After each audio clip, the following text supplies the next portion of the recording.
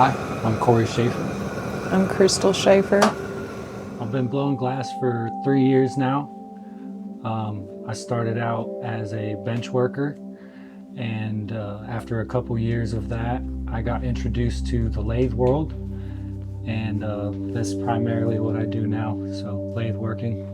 So in borosilicate glass, you have your torch would be mounted and you would be holding the glass and you would be manipulating the glass with the torch, where with the lathe, it spins the glass for you and you'll be holding the torches with your hand and blowing and manipulating the glass that way.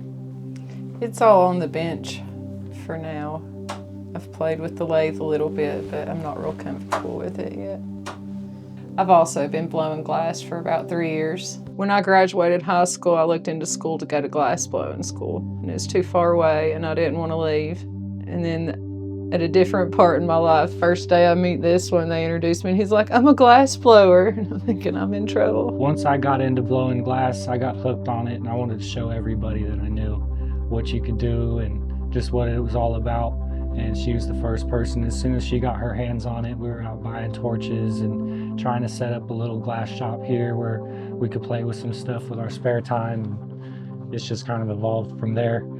Yeah, so glass blowing definitely started out as a hobby, but once I started making pieces and like showing my friends what I was doing, everybody kind of, wanted to support me in a way, but also grab something that one of their buddies had made, and so it kind of just went from there, and word of mouth, it turned into a full-time gig.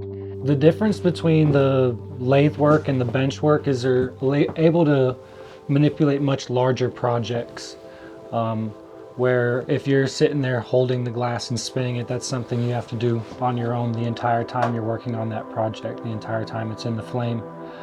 With the lathe working, we also have like these Bunsen torches that we can cut on and kind of keep our project warm for us if we might have to step away for a minute or gather some other tools or materials for the job.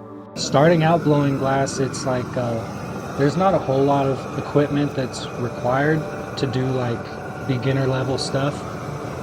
Like we started out with a small torch and a small space, and as we both got into it and more involved in it, getting more equipment and more tools and needing more space.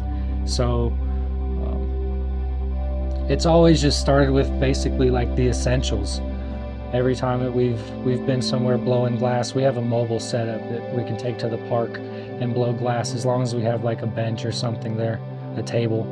But we can take all of our stuff, our torch and our gases and our tools with us, and set up and do demonstrations for people, or just if we want to get out into nature. Curry goat's kind of just a play on word with my name, and I guess very like Rastafarian and like inspired. It's kind of just a joke with about curry goat, the food. And there was actually this it's so funny. I started working with this old like country dude who had this real thick southern drawl, and he would always pronounce my name Curry.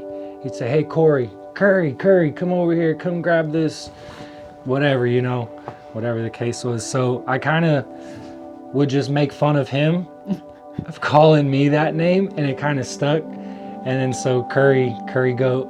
We've already kind of got plans laid out for a bigger shop, probably another lathe, maybe even 2. Yeah, there's a lot that goes into the glass. There's different levels and avenues that you can do.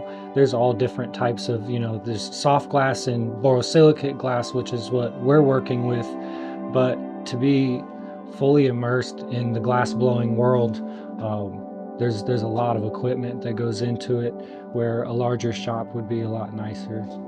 We have plans for a shop that would be have space for other people to join us and either come over and like share ideas and work together on like collab projects, or also hosting classes and stuff like that.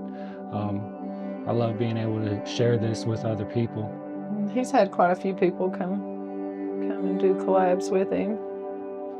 Yep. Yeah, that's the fun part about meeting other people that are interested in your hobby, who are making art the same way that you are. They might have a different style, like they might be a bench worker, you might be a lathe worker, but to be able to come together on a project that everybody's envisioned and drawn out and then brought to life is something that's super amazing.